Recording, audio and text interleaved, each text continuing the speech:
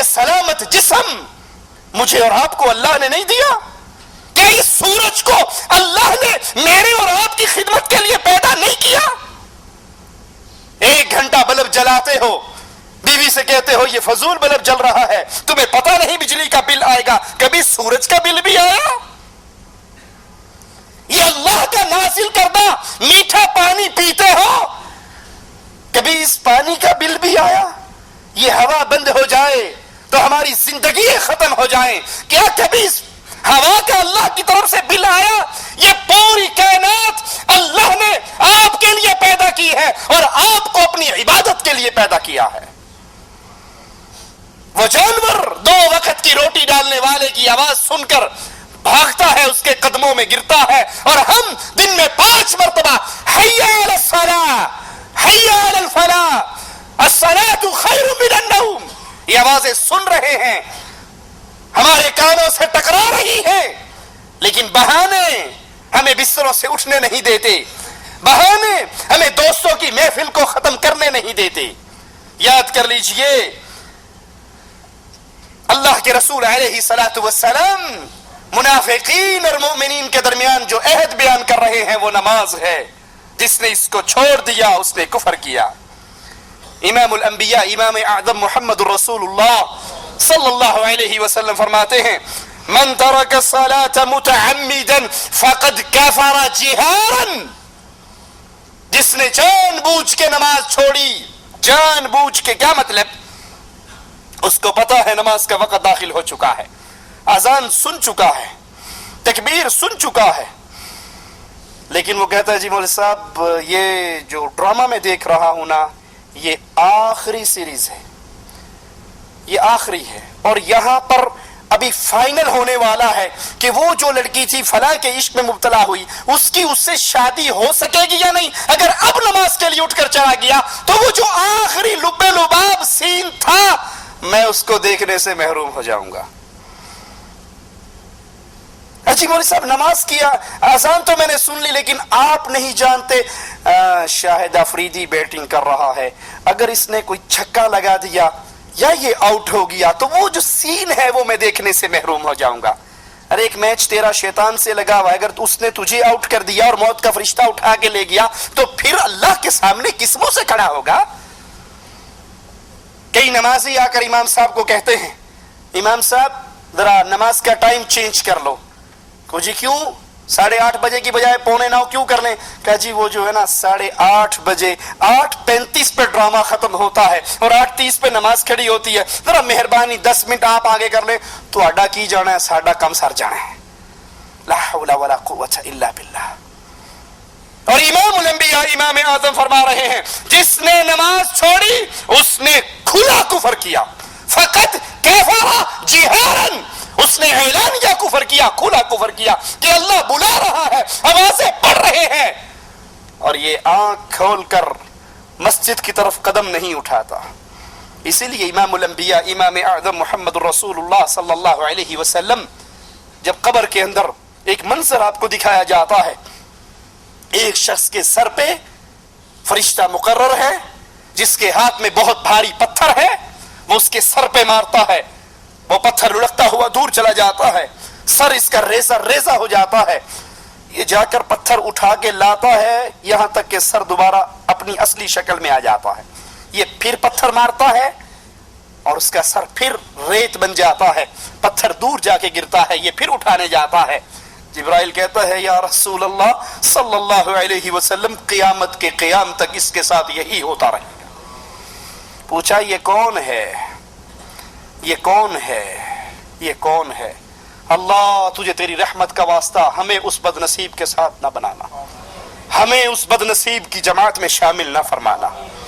کہا یہ وہ ہے جو فرض نمازوں کے وقت سوئے رہتے تھے، یہ وہ ہے جو فرض نمازوں کے وقت سوئے رہتے تھے۔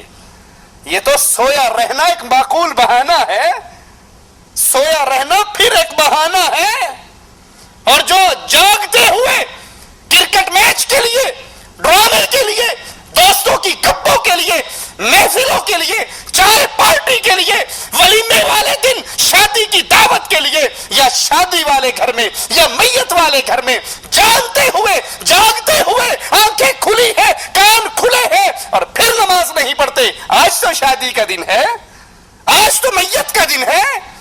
ارے مسلمان کا کوئی دن ایسا نہیں جس دن میں وہ اللہ کے احکامات سے آزاد ہو جائے۔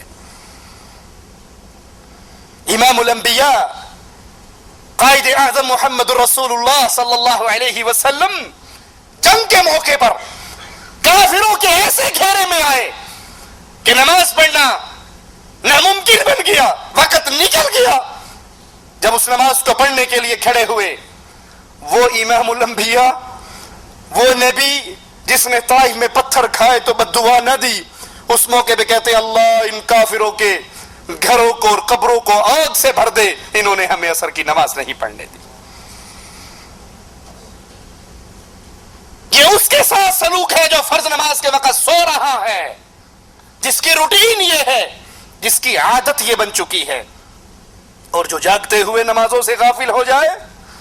ابن مسعود رضی اللہ عنہ وارضاہ فرماتے ہیں من ترک الصلاۃ کفر، جس نے نماز چھوڑی اس نے کفر کیا۔ جابر بن عبداللہ رضی اللہ عنہ وارضاہ فرماتے ہیں من لم یصلی فہو کافر، جو نماز نہیں پڑھتا وہ کافر ہے۔ اصحاب رسول علیہ الصلاۃ والسلام، ان کے نزدیک کسی عمل کے ترک کرنے پر کفر کا اجماع نہ ہوا تھا سوائے نماز کے۔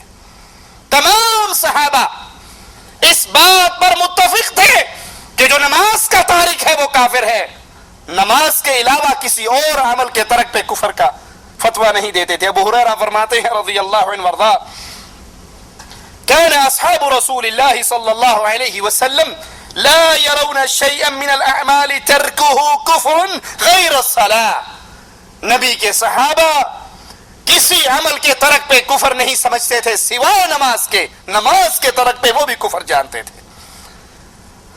مجاہد نے جابر بن عبداللہ رضی اللہ عنہ وارضاہ سے سوال کیا کہ نبی کے زمانے میں صحابہ کے نزدیک اعمال میں سے کفر اور ایمان کے درمیان فرق کرنے والی کیا چیز تھی؟ وہ کیا چیز تھی جس کو دیکھ کر یہ فرق ہوتا تھا یہ مومن ہے یہ کافر ہے؟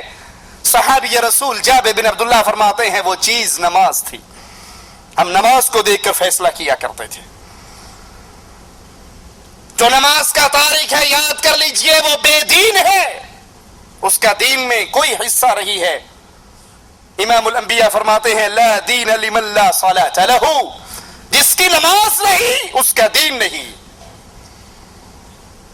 یہ رٹا لگانے والوں من قال لا الہ الا اللہ دخل الجنہ، جو کلمہ پڑھے گا جنت میں جائے گا۔ اگر تمام نصوص کو اکٹھا کیا جائے تو کلمہ زبان سے کہنا کافی نہیں، کلمے کے تقاضے ہیں، اور سب سے پہلا تقاضا یہ ہے کلمہ پڑھنے والا اپنی گردن کو اللہ کے سامنے جھکانے والا تو بنے۔ آپ نے فرمایا جس کی نماز نہیں اس کا دین نہیں۔ سیدنا عمر رضی اللہ عنہ وارضاہ فرماتے ہیں کہ ایک شخص اللہ کے رسول صلی اللہ علیہ وسلم کے پاس آیا اور پوچھتا ہے اے اللہ کے نبی، اسلام میں اللہ کے نزدیک سب سے بہترین چیز کیا ہے؟ اسلام میں اللہ کے نزدیک سب سے بہترین چیز؟ تو آقا علیہ الصلوۃ والسلام نے فرمایا الصلاۃ لوقتها، اسلام میں بہترین عمل وقت پہ نماز پڑھ لینا۔ یہ عظیم عملوں میں سے بہت عظیم عمل ہے، وقت پر نماز پڑھنا۔ اور نبی فرماتے ہیں وَمَن تَرَكَ الصَّلَاةَ فَلَا دِينَ لَهُ، اور جو نماز کو ترک کر دیتا ہے اس کا کوئی دین نہیں۔ ابو درداء رضی اللہ عنہ وارضاہ فرماتے ہیں لا ایمان لمن لا صلاة له، یہاں دین کا انکار ہوا تھا کہ اس کا دین نہیں، اور ابو درداء کیا فرماتے ہیں لا ایمان لمن لا صلاة له، جو نماز نہیں پڑھتا اس کا ایمان نہیں ہے، اس کے ایمان کی کوئی قیمت نہیں جو شخص نماز ادا نہیں کرتا۔ سیدنا عمر رضی اللہ عنہ فرماتے ہیں تاریک نماز کا اسلام میں کوئی حصہ نہیں ہے. نماز کے تاریک کا اسلام کے اندر کوئی حصہ نہیں. اور سیدنا عمر منبر پر فرمایا کرتے